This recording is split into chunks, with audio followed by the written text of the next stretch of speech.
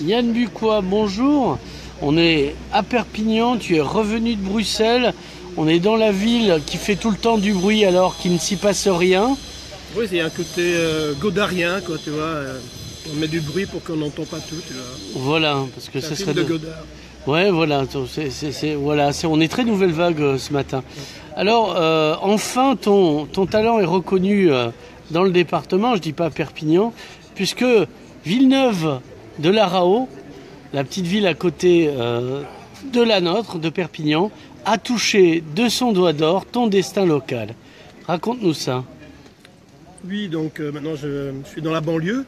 T'es un jeune de banlieue, quoi. T'es un jeune sensible. Donc voilà, que faire à Perpignan? Donc qu'est-ce qu'un artiste d'art contemporain? Est-ce qu'il peut survivre? Donc la réponse est non. Et donc, mais allons-y quand même, quoi. Donc allons-y. Voyons. Donc l'idée ça aurait été d'aller dans toutes les villes autour de Perpignan. La ceinture de Perpignan. La ceinture, là. Et c'est ce qu'on appelle rouge, mais... aux États-Unis, on appelle la Perpignan Belt. Donc, puisqu'apparemment les gens de Perpignan n'habitent pas dans le centre, ouais. Ils sont à l'extérieur. Il n'y a que comme les magasins. Il n'y a que les gueux comme nous. Oui, quoi. des sans-dents. Ouais, voilà. Et, des fainéants. Même pas cyniques. Voilà. Et donc voilà, et allons-y quand même, mais donc voilà, on verra bien. Et donc Villeneuve de la Rao, il faut savoir le dire. Donc c'est à la mairie, ouais. Donc c'est dimanche, dimanche 17. Ouais. Donc c'est organisé par François. Donc il y aura quelques autres dessinateurs et il y aura des collectionneurs de bandes dessinées. Et donc ça fait partie d'un essai de survie. Donc on verra si les gens achètent. Parce que ce qu'il faut savoir, c'est que l'artiste, si les gens lui achètent rien durant son vivant, ouais. Il meurt évidemment. Et donc c'est important même si c'est un truc à 10 balles, ou à 1500. En même temps, voilà, il y a pas que le commerce, il y a la pureté évidemment du concept, c'est-à-dire que nous avons tous un slip. Oui. Et j'attends évidemment le slip de Madame la Mère. De Madame la Mère qui l'a promis, mais tu sais, ici les promesses, ça ne... Charles Pasqua avait devisé... c'est ça, celle-là. Les promesses n'engagent que ceux qui les écoutent. Hein. Voilà. Disait-il avec son accent corse. Et sûrement à Perpignan. Oui, oui. Et donc on fera l'état. Alors qu'est-ce que moi j'ai? Donc voilà. J'ai bien sûr, je ne l'ai pas ici, La vie sexuelle de Tintin, c'est les tout derniers exemplaires. Donc, il était à 250 exemplaires, 50 € pièce, signé, dédicacé, numéroté. Et donc ça sera le must. Voilà. Et il y aura bien sûr une expo autour, le musée du slip belge, section française. Alors, décale-toi légèrement qu'on voit. Voilà, donc ça c'est l'affiche. Alors, il y aurait comme un clin d'œil à un musée d'ici que ça m'étonnerait pas. Et donc voilà, j'ai pris un peu les personnages à droite. Donc c'est un peu une sélection de personnalités de droite, enfin Macron. Qu'est-ce qu'il y a de droite maintenant? Je dois commencer à réfléchir. Tout le monde est de droite. Wauquiez, oui, voilà. Il y a Wauquiez, etc. Voilà. Bon, il y a quelques artistes aussi. Et donc voilà, ce sont les collages avec slip. Ouais. Donc c'est partie de la collection du musée. Et après, donc il y aura mes bandes dessinées qui, pour la plupart, ont été éditées dans les années 80. Ouais, qu'on ne retrouve plus. Non, hein. qui sont complètement épuisées. Mais donc j'ai qu'un exemplaire. En fait, il n'y a plus qu'un exemplaire. Voilà, la vie sexuelle de Lucky Luke. Voilà, fabuleux. Ah, enfin. On saura tout. Voilà. Alors, c'est typiquement années 80, c'est... Oui, c'est ça. Les bourgeois, tu vois. Même 70. Hein. Voilà. La vie sexuelle d'Astérix. Voilà. Alors, ceux-là ne sont pas rééditables pour la bonne et simple raison que tu n'as pas gagné le procès. Non, ça c'est ni de Lucky Luke d'ailleurs. Ouais, d'accord.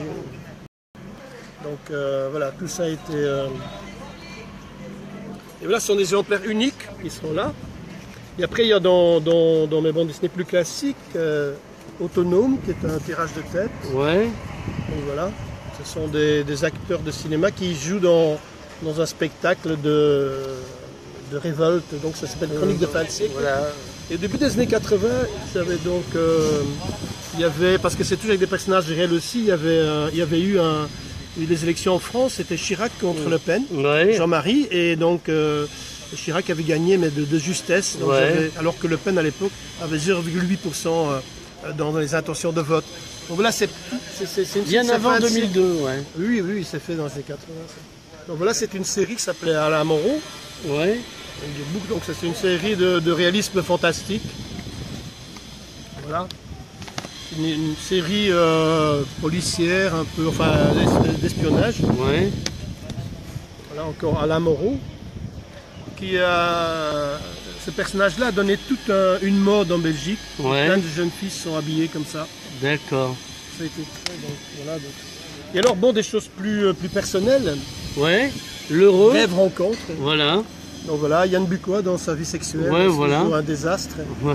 Après avoir trop bu, tu vois, au petit Ouais, matin, je me réveille et puis voilà. On la voit, je crois qu'on la voit en couleur aussi. Ça s'appelle Vécu, hein, je crois. Ouais.